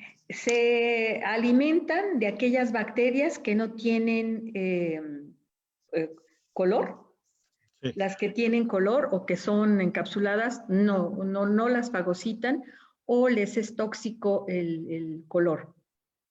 En el laboratorio utilizamos Enterobacter aerogenes inactivada por calor, Escherichia coli. La química Banzini utiliza bacteria viva y de esa manera tiene los cultivos por más tiempo. Tienen avidez por la mayoría de las bacterias, menos aquellas que son encapsuladas y aquellas que tienen color como Pseudomonas y creo que Micrococcus no son afines a ellas. Y de hecho, o sea, es sumamente interesante la situación de cómo es el ecosistema del agua y de los sedimentos, que uno Claro. revisa una gota de agua de un sedimento y es como la sabana africana. O sea, alguien ¿Sí? está esperando para que pase otro para comérselo, a los que se comen ni cuenta se dan, de manera que hay una interacción increíble Sí. en ese En esos microambiente ecosistemas, sí, en claro. el que tiene que haber una adaptación tremendísima para lograr sobrevivir y pues estas amibas seguramente están en ese punto. Seguramente, sí, El doctor Daniel seguramente. Talamás, que seguramente usted conoce, nos No lo pregunta, conozco. no, bueno, No, por es supuesto que lo conozco, por supuesto que sí. él pregunta si existe algún tratamiento más efectivo que el antifúngico anfotericina B y por qué un antifúngico ataca a estos organismos protistas. Recuerda, Daniel, que mencioné al inicio de la plática que estos quistes, en particular acantameba, en el endoquiste, en la pared interna del quiste, existe celulosa y hablé de él como un blanco terapéutico. En los casos de queratitis jamás usaremos anfotericina B, usaremos antimicóticos. Antimicóticos que han sido efectivos como el voriconazol, el ketoconazol y muchos azoles que se han utilizado de manera parcialmente exitosa en pacientes con queratitis. La anfotericina B se recomienda utilizar cuando no hay otra opción en pacientes infectados por Naegleria fowleri y en ocasiones por acantameba cuando está en sistema nervioso central, con una combinación, algunas sulfas y otros medicamentos que se deben de utilizar de manera simultánea. Pero la anfotericina B no se va a utilizar en queratitis. Recuerda, Daniel, que es nefrotóxica y precisamente nos da el dato, insisto, el que tienen una pared interna con celulosa que la hace como un blanco terapéutico. Y ojalá que más adelante podamos ofrecer también como blanco terapéutico el poder inhibir a la ciclooxigenasa, como les mostré en la última diapositiva. Muy bien, hay otra pregunta que es súper interesante pues ahí para variar nuestro país está en una desventaja en la cuestión de información. Aquí comentan que sería conveniente difundir la información acerca de la patogenicidad de estos microorganismos en la población Claro, en general. Y lo digo claro. porque en algunos países ya los sitios donde hay este tipo de amibas están rotulados y a la gente le advierten, si usted se mete aquí, le pueden hacer un licuado de cerebro o va a tener algún tipo de problema. O sea, sí existe ya esa cultura y existe en varios Comienza, sentidos. comienza esa cultura, más en el Sí, norte, sí, comienza esa cultura y en esas zonas en donde se han presentado verdaderos brotes epidémicos, bueno, les denominan como las amibas come cerebro o les llaman las amibas libres. Y sí, sí, desafortunadamente se ven los chicos que están viendo el letrero y de todas maneras entran a nadar para sí, refrescarse. sí, sí, sí. Sí. Bueno, hay otra pregunta y creo que más o menos quedó contestada. Tiziano Santos nos pregunta, ¿qué tratamientos funcionan contra estos protozoarios? Sí, contra estos protozoos, como ya decía, dependiendo también de la infección, hay una lista larga de azoles, también la pentamidina y cetionato de propamidina, dependiendo de qué tipo de infección se trate. He de decirles y repito que nosotros hemos hecho evaluaciones de algunos fármacos, funcionan bien en el laboratorio, pero no en los casos clínicos. ¿Qué pasa? Que con entameba histolítica estamos hablando de una sola especie.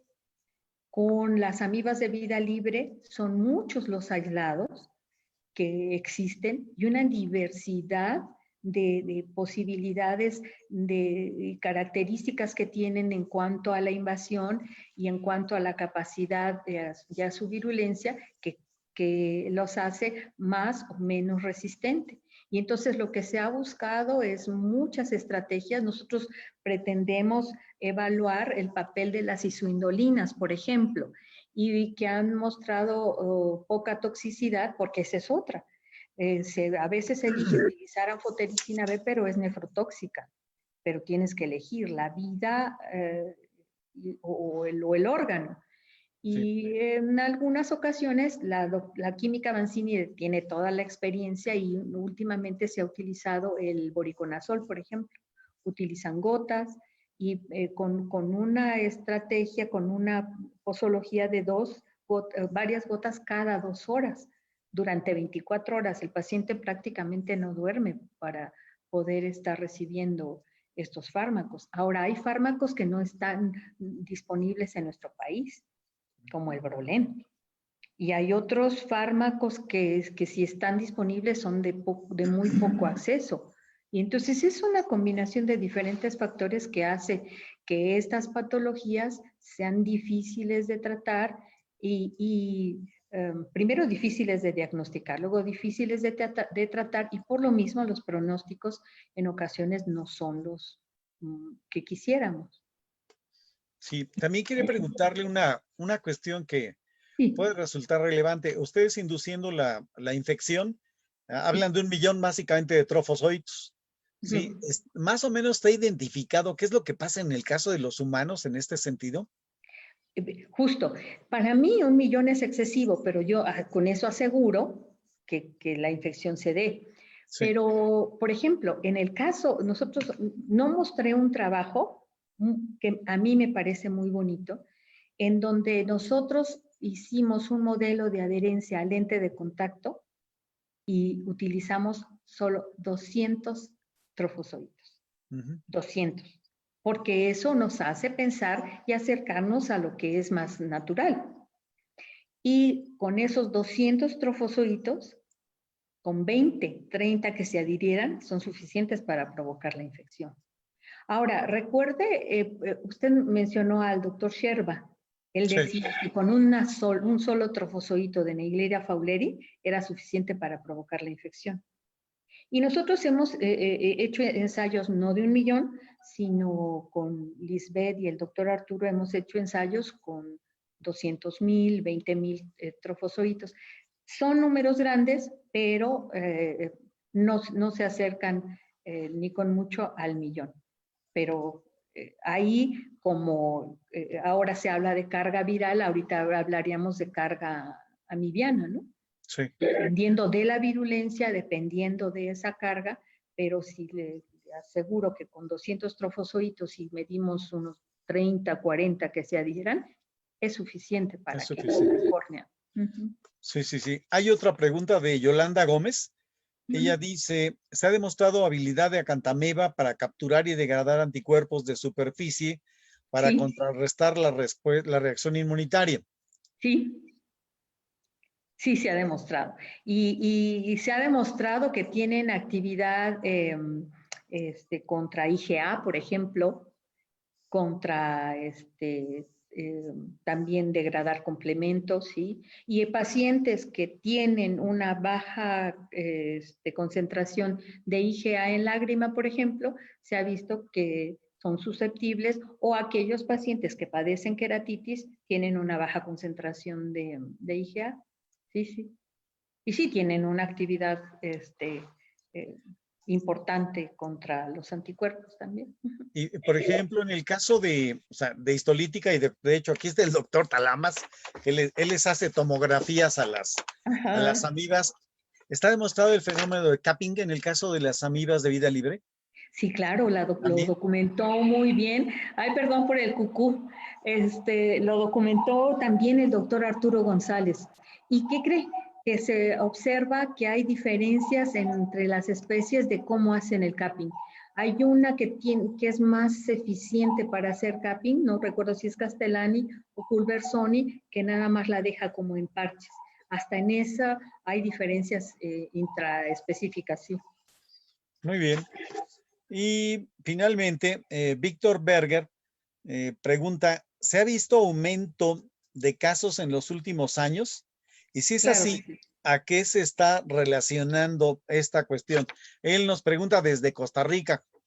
Ay, pues muchos saludos para Costa Rica, tan hermoso lugar. Sí, se ha visto un aumento de los casos.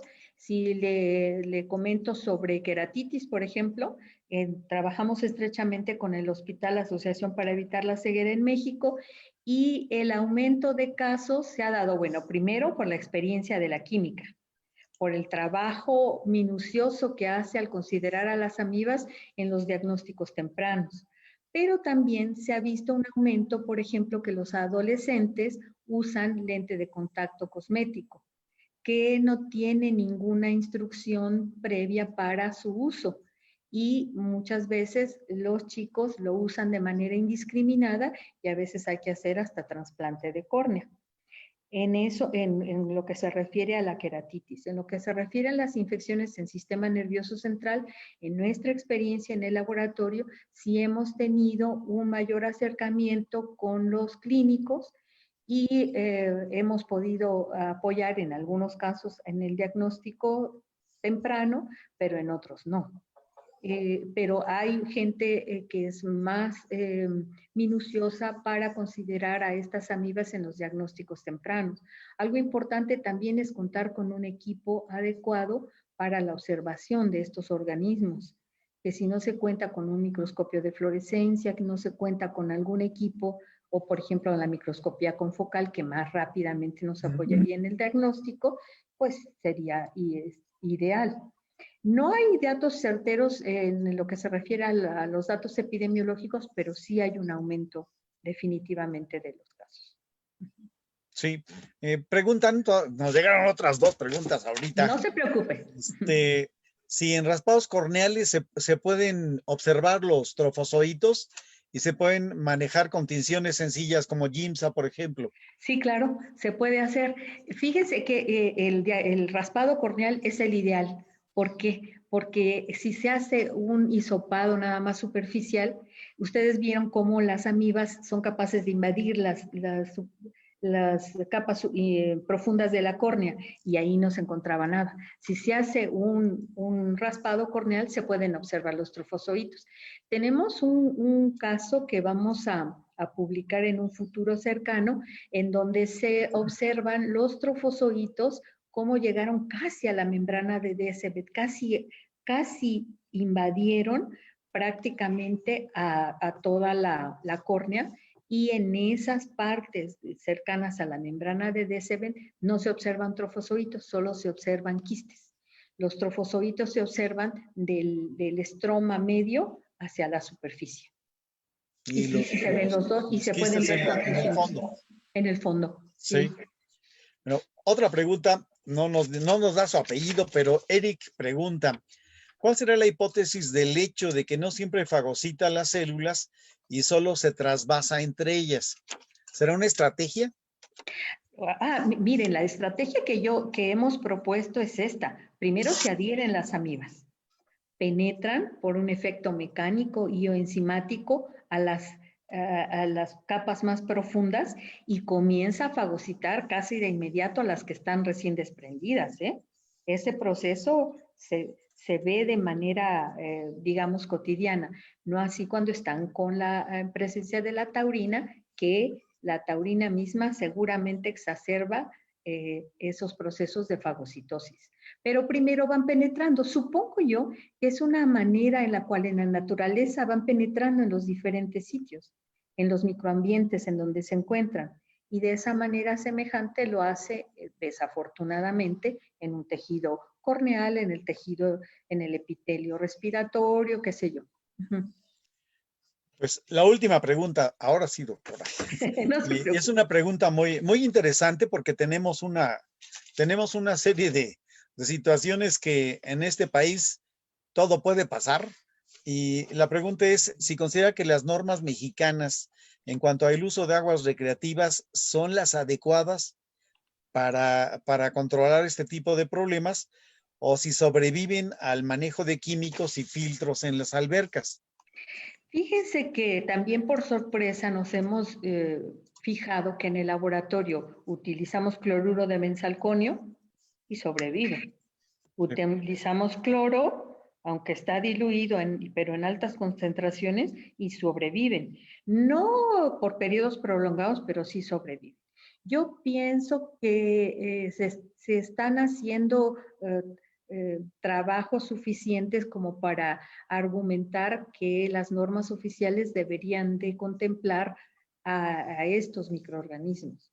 Ujú. Y no solamente en este tipo de normas, sino también, por ejemplo, en el uso de soluciones de lentes de contacto, que aparentemente tienen un buen efecto bactericida, pero no amedicida.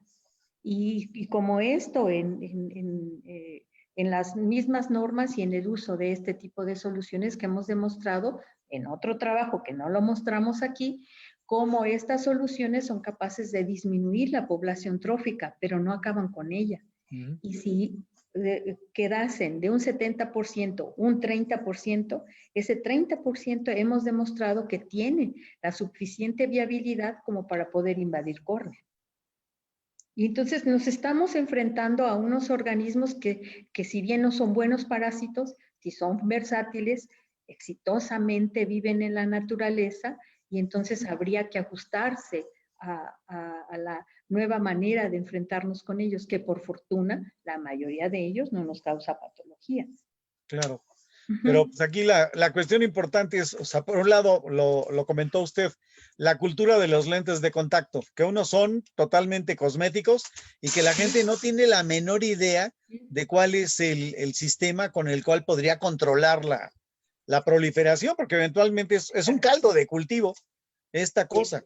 Así que Sí, se pone, o sea, en lugar de decir que se pone sus lentes de contacto, se pone sus amigas, sus amibas, ¿sí? Y la otra parte es la relativa a lo de las aguas recreativas, porque sí, o sea, alguien dice, bueno, ya estoy creando un balneario y qué tipo de tratamiento le estoy dando al agua, qué densidad de gente meto y qué nivel de claro, riesgo realmente tengo, y eso se claro. desconoce Y por habría completo. que ahora incursionar más en el estudio de los biofilms, porque estos ecosistemas, habría que ver cómo sobreviven, no solo a Cantamebas, sino todo es el ecosistema que compone a los biofilms, que se Claro que sí, encuentran muy bien en las albercas y en diferentes sitios, ¿sí? Claro.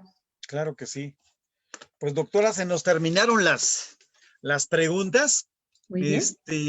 Voy a compartir un momentito pantalla para anunciar nuestra plática, perdón, nuestra plática de la siguiente, en la siguiente etapa.